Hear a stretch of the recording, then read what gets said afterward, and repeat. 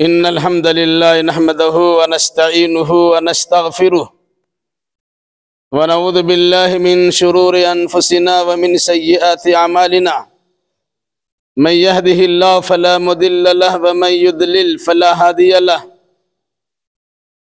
व अशहदु अल्ला इलाहा इल्लल्लाहु वहदहु ला शरीका लहु व अशहदु अन्ना मुहम्मदन अब्दुहु व रसूलुहु या अय्युहल्लज़ीना आमनुत्तक़ुल्लाह हक़्क़ तुक़ातिही व ला तमूतुन्ना इल्ला व अंतुम मुस्लिमून या अय्युहन्नासुत्तक़ू रब्बकुमुल्लज़ी ख़लक़कुम मिन नफ्सिन वाहिदह व ख़लक़ मिन्हा ज़ौजहा व बस्स मिन्हुमा रिजालन कसीरन व निसाअ वत्तक़ुल्लाहल्लज़ी तसाअलून बिही वल अरहम इन्नल्लाहा काना अलैकुम रक़ीबा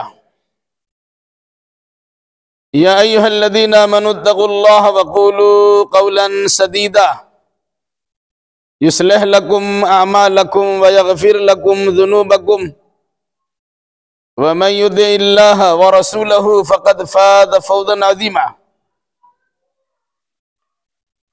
अम्मा बअद फ़इन्न ख़ैरल हदीस किताबुल्लाह व ख़ैरल हदी हदी मुहम्मदिन सल्लल्लाहु अलैहि वसल्लम व शर्रुल उमूरि मुहदसातुहा व कुल्लु मुहदसतिन बिदअह व कुल्लु बिदअतिन दलालह व कुल्लु दलालतिन फिन्नार।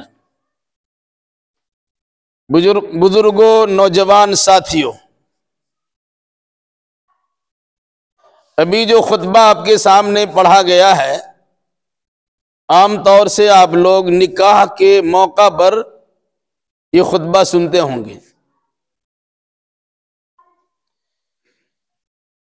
अल्लाह के नबी सल्लल्लाहु अलैहि वसल्लम की सुन्नत के मुताबिक पहले ये खुतबा पढ़ा जाता है और फिर उसके बाद ईजाब व कबूल कराया जाता है। ये वो खुतबा है जो अल्लाह के नबी सल्लल्लाहु अलैहि वसल्लम हर मजलिस में पढ़ा करते थे। ईदैन के मौका पर पहले ये खुतबा पढ़ते थे, फिर उसके बाद ईदैन के अहकाम बयान करते थे। जुमा के दिन भी अल्लाह के नबी सल्लल्लाहु अलैहि वसल्लम का तरीका था कि पहले आप ये खुतबा पढ़ते थे, फिर उसके बाद हालात हाजरा पर आपका सैर हासिल खिताब होता था। चूंकि निकाह की मजलिस भी एक मजलिस है और अल्लाह के नबी सल्लल्लाहु अलैहि वसल्लम इस खुतबा को पढ़ा करते थे, तो सुन्नत की हैसियत से ये खुतबा पूरी दुनिया में पढ़ा जाता है। कहीं कादी साहब खड़ा होकर पढ़ते हैं, कहीं बैठ के पढ़ते हैं, कहीं आहिस्ता पढ़ते हैं, कहीं जोर से पढ़ते हैं, मगर पढ़ते जरूर हैं। आखिर इस खुतबा की अहमियत क्या है कि हर मजलिस में पढ़ा जाता है? मैं मुनासिब समझता हूं कि बिल्कुल ही इख्तिसार के साथ इसका मफहूम आपके सामने बयान कर दिया जाए ताकि इसकी अहमियत का अंदाजा आपको हो जाए और ये मालूम करने में आसानी हो जाए कि अल्लाह के नबी सल्लल्लाहु अलैहि वसल्लम ने किसी भी मजलिस को दीन की बुनियादी बातों से महरूम नहीं रखा था। अगर कोई इंसान इस खुतबा को अपनी जिंदगी का दस्तूर बना ले, मंशूर बना ले, आईन और कानून बना ले और उसी रोशनी में जिंदगी गुजारना शुरू कर दे, तो ऐसे इंसान की जिंदगी की कामयाबी की जमानत दी जा सकती है। इस खुतबा में सबसे पहले अल्लाह की तारीफ की गई है, अल्लाह से मदद मांगी गई है, अल्लाह से मगफिरत का सवाल किया गया है, आमाल की खराबी से और नफ्स की शरारत से अल्लाह की पनाह चाही गई और इस हकीकत को वादे किया गया है कि अल्लाह ताला किसी को हिदायत देना चाहे तो कोई उसे भटका नहीं सकता, गुमराह नहीं कर सकता। और अगर किसी बदनसीब इंसान को अल्लाह ने हिदायत से महरूम कर दिया हो तो दुनिया के सारे मुबल्लिगीन और मुस्लिहीन मिलकर भी उसे सही रास्ते पर नहीं ला सकते और हिदायत नहीं दे सकते। इसके बाद वो कलमा पढ़ा गया है कि जिसके करार करने के नतीजे में एक गैर मुस्लिम मुसलमान बन जाता है। वो कलमा हम सबको याद भी है, अशहदु अल्ला इलाहा इल्लल्लाह वहदहू ला शरीक लह व अशहदु अन्ना मुहम्मदन अब्दुहु व रसूलुहु। मैं गवाही देता हूं कि अल्लाह की सिवा इबादत के लायक कोई नहीं है, वो अकेला है, उसका कोई शरीक नहीं है। और मैं गवाही देता हूं कि मोहम्मद सल्लल्लाहु अलैहि वसल्लम अल्लाह के बंदे हैं और उसके रसूल हैं। इसके बाद कुरान मुकद्दस की मुख्तलिफ 3 जगहों से 4 आयात करीमा पढ़ी जाती है। सबसे पहले सूरह आल इमरान की एक आयत करीमा पढ़ी गई है, जिसमें अल्लाह तबारक व तआला ने अहले ईमान को, ईमान के दावेदारों को मुखातब करते हुए अल्लाह से इतना डरने का हुक्म दिया है जितना डरने का हक है।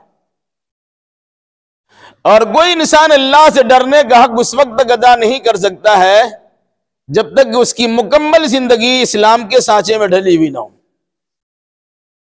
इस मुनासबत से कहा गया, वला तमूतुन्न इल्ला व अंतुम मुस्लिमून। याद रखना, जब कभी और जहां कहीं तुम्हारी मौत आए तो मुसलमान होने की हालत में तुम्हारी मौत आए। दूसरी आयत करीमा पढ़ी गई जो सूरह निसा की पहली आयत है, जिसमें अल्लाह तबारक व तआला ने सारे इंसानों को खिताब करते हुए अल्लाह से डरने का हुक्म दिया है और जो रिश्तेदारी कायम की जा रही है उसकी निगहदाश्त करने, निगरानी करने, पासदारी करने की ताकीद की। इस आयत करीमा में अल्लाह ने इस हकीकत का वादे किया कि दुनिया में इंसान आया कैसे। सबसे पहले हजरत आदम अलैहिस्सलाम को बनाया, उन्हीं के बाएं पसली से हजरत हव्वा को निकाल दिया, फिर इन दोनों के मेल मिलाप से तवालुद व तनासुल का सिलसिला जारी हुआ। अल्लाह ने पूरी दुनिया में मर्द औरतों पर मुश्तमल बे इंतहा इंसान को फैला दिया। कहा अल्लाह से डरते रहना, रिश्तेदारी का खास ख्याल रखना, अगर इस सिलसिले में किसी किस्म की कोताही करोगे तो जान लो कि अल्लाह ताला तुम्हारी सारी हरकतों पे कड़ी निगाह रखे हुए है।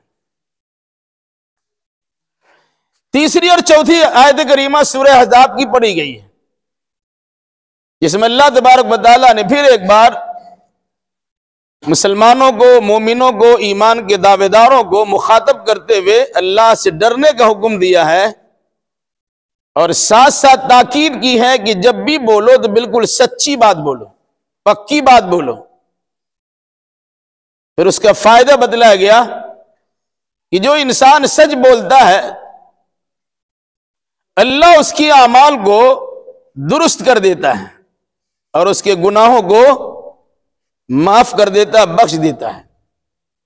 और उसके बाद वाली आयत में फरमाया कि जो इंसान सिर्फ अल्लाह की इताअत व बंदगी करता है, यानी अल्लाह ही की इबादत करता है, उसकी इबादत में किसी को शरीक नहीं करता, और वो इबादत मुहम्मदुर रसूलुल्लाह सल्लल्लाहु अलैहि वसल्लम के तरीके के मुताबिक बजा लाता है,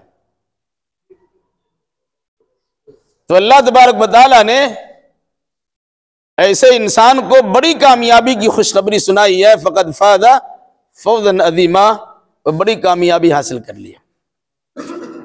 इसके बाद खुतबा का आखिर हिस्सा, अम्मा बाद,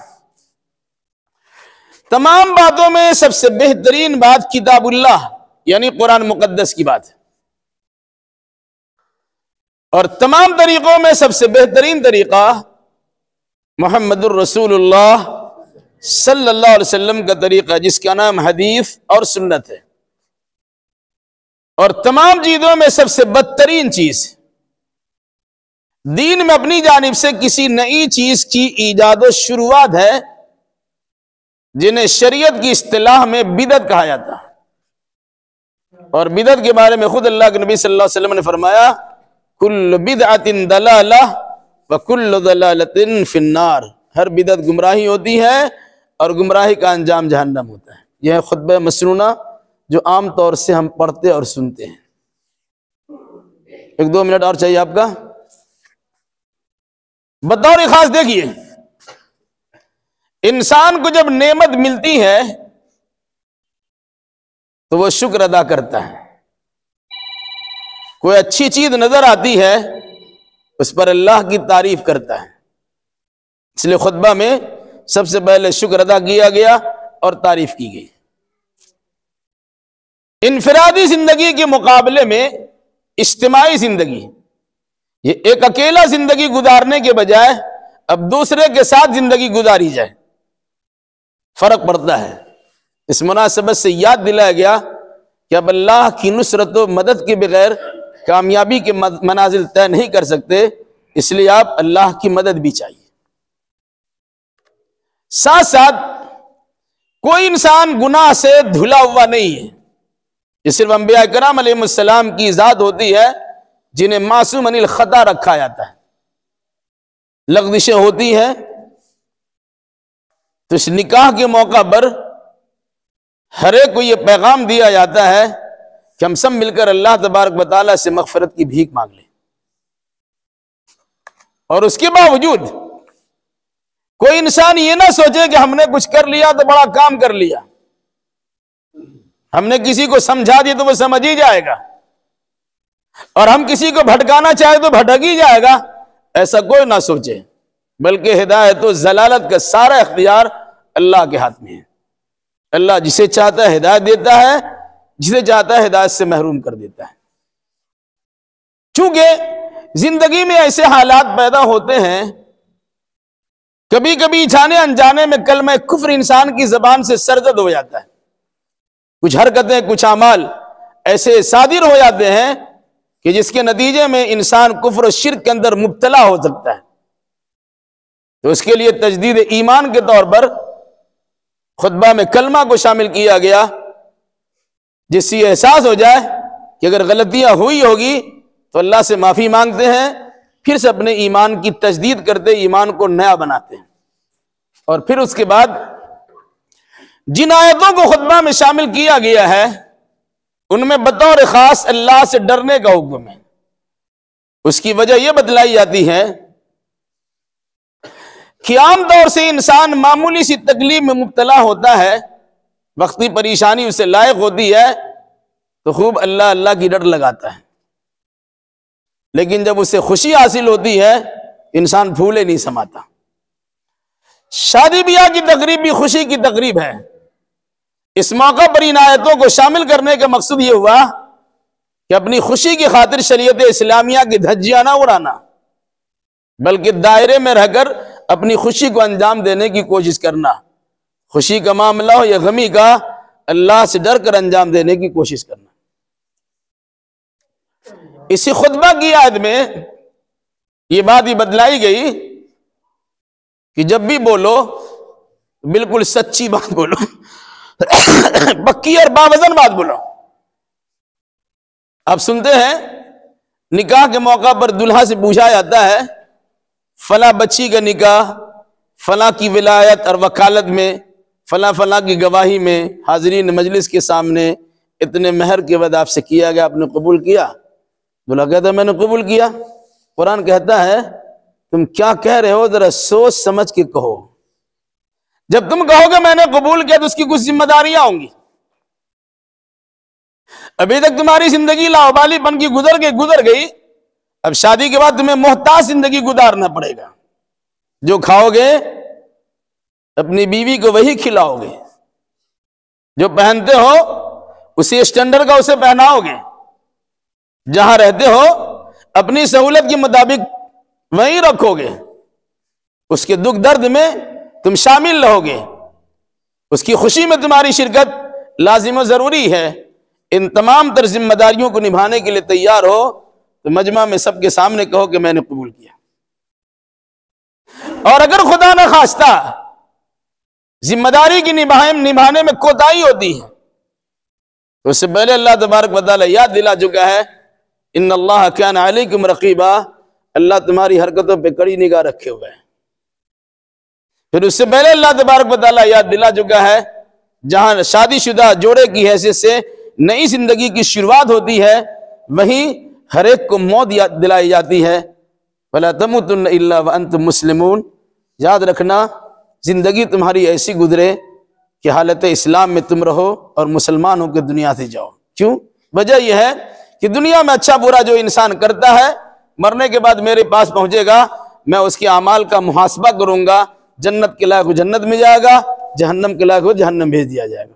ये शादीशुदा जोड़े की हैसियत से ही नहीं बल्कि हर एक के लिए एक पैगाम होता है कि हम वक्त अपनी जिंदगी को मुहतात अंदाज में गुजारने की कोशिश करेंगे। इस खुतबा के बिल्कुल आखिर में 3 बातें बयान की गई हैं। सबसे अच्छी बात, सबसे सच्ची बात कुरान मुकद्दस की बात है। हर शख्स मानता है, जो मोमिन है उसको मानता है, ये अलग सी बात है, उस पर अमल करने के लिए तैयार नहीं है। कोई मुसलमान घर ऐसा नहीं होगा जिस घर में कुरान नहीं होगा। आज अल्हम्दुलिल्लाह तर्जमा वाला कुरान भी मिलता है, मगर हमारी बेहिसी का आलम यह है कि हमारे घर में कुरान होता है। शादी के वक्त में बतौर खास कुरान रेशमी लिफाफ, रेशमी गिलाफ में बंद करके जरूर दिया जाता है, लेकिन उस कुरान को अलमारी के सबसे ऊंचा हिस्सा में रखते हैं कि हम कुरान का बड़ा अदब एहतराम करते हैं। वहां हाथ ही नहीं पहुंचता है, उतारने की तौफीक नहीं मिलती है, पढ़ने का मौका नहीं मिलता है, समझना, अमल करना, उसकी तालीम को आम करना तो बहुत दूर की बात है। हर इंसान कहता है और बिल्कुल सही है कि अल्लाह के नबी सल्लल्लाहु अलैहि वसल्लम का तरीका सबसे बेहतरीन तरीका है, मगर अमली जिंदगी में ये चीज दिखाई नहीं देती है। इसमें कोई शक नहीं कि अल्लाह के नबी सल्लल्लाहु अलैहि वसल्लम का तरीका सबसे बेहतर तरीका है, लेकिन मुसलमानों का हाल यह है कि अल्लाह के नबी सल्लल्लाहु अलैहि वसल्लम की जब तारीफ की जाती है तो इंसान झूम उठता है, और जब अल्लाह के नबी सल्लल्लाहु अलैहि वसल्लम की सुन्नत पर अमल करने की बारी आती है, आपके तरीक़ेकार को अमल में लाने की बारी आती है, तो इंसान घूम जाता है। ये खुतबा याद दिलाया, किताबुल्लाह को भी सामने रखो और सुन्नत रसूलुल्लाह को भी सामने रखो, कुरान मुकद्दस को भी सामने रखो और हदीस रसूल को भी सामने रखो, और इन्हीं दोनों की रोशनी में अमल करने की कोशिश करो और जिंदगी गाड़ी रमा दमा रखो। अब बिल्कुल आखिर की बात, इंसान अच्छी अमाल बजा लाता है, लेकिन अच्छे अमाल में बिदअत की शमूलियत कर देता है, बिदअत शामिल कर देता है। अगर आपने बिदअत कर दिया, आपके अमाल अकारत चले जाएंगे, क्योंकि बिदअत गुमराही है और खतरनाक चीज है। बिदअत ईजाद करने वाला नौजुबिल्लाह, 1000 बार नौजुबिल्लाह, समझता है कि अल्लाह के नबी सल्लल्लाहु अलैहि वसल्लम ने दीन मुकम्मल हमको पहुंचाया नहीं था, कुछ चीजें रह गई थी, हम पहुंचा रहे हैं, समाज के लोग पहुंचा रहे हैं, सरदार किस्म के लोग बता रहे हैं, साहूकार किस्म के लोग बता रहे हैं, इलाके की जिम्मेदार बदला रहे हैं, ये सब भी होना चाहिए। अब देखेंगे शादी ब्याह के मौका पर बेशुमार हरकतें ऐसी हैं जिसका किताब सुन्नत से कोई लेना देना नहीं है, लेकिन इतनी मजबूती से उस पर अमल पैरा किया जाता है, अमल पैरा हुआ है, ऐसे लगता है कि कुरान हदीस से बढ़ के कोई तालीमात है। बहरहाल तो नई चीज शादी के मौका पर हो या गमी के मौका पर हो, विलादत के मौका पर हो या वफात के मौका पर हो, या जिंदगी के किसी शोबाजात में हो, वो अमाल को बर्बाद कर देने वाले अमाल होते हैं। अल्लाह ताला से दुआ कीजिए, अल्लाह बिदात और खुराफात से हम तमाम को बचाए रखे। एक चीज की तरफ इशारा करते बाद खत्म करता हूं। आमतौर से देखा जाता, जब निकाह कबूल करा दिया जाता, ईजाब व कबूल हो जाता, तो लोग दुल्हा से कहते कहिए, उठ के खड़ा हो गया, अस्सलाम वालेकुम, खड़ा होइए और अस्सलाम वालेकुम कहिए। इसको भी जबरदस्ती भी कराने की कोशिश की जाती है, हालांकि आने वाला सलाम करेगा या जाने वाला सलाम करेगा, बीच में उठ के सलाम करना क्या माना रखता है? चूंकि इनकी वजह से ये मजलिस रचाई सजाई गई है, तो हमारी आपकी जिम्मेदारी होगी कि हम इनके करीब पहुंचेंगे और मुबारकबादी की वो दुआ उन्हें देंगे जो दुआ अल्लाह के नबी सल्लल्लाहु अलैहि वसल्लम ने अपने जमाने में दुल्हा दुल्हन को दिया था।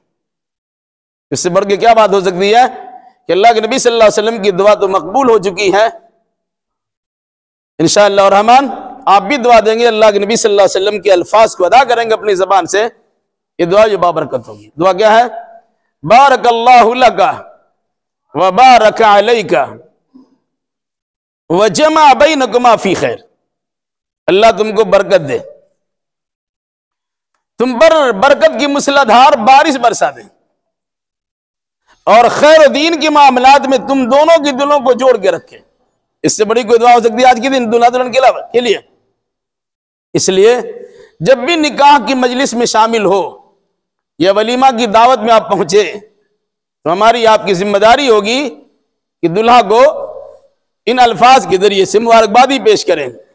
दूल्हा के पास कोई भी आ सकता है, मर्द आप जाते हैं ही, दुल्हन के पास वही जा सकेंगे जो उनके महरम रिश्तेदार हैं। इन कलिमात के साथ उन्हें मुबारकबादी पेश किए जाए कि बारकल्लाहु लका व बारक अलैका व जमा बैनकुमा फी खैर।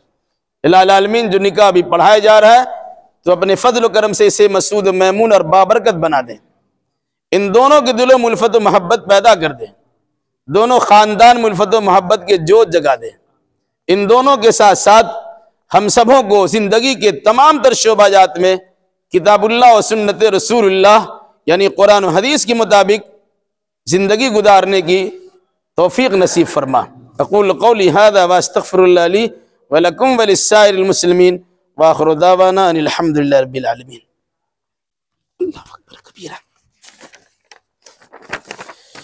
दूल्हा का नाम है हादी बख्श, उनके वालिद का नाम है नूर बख्श।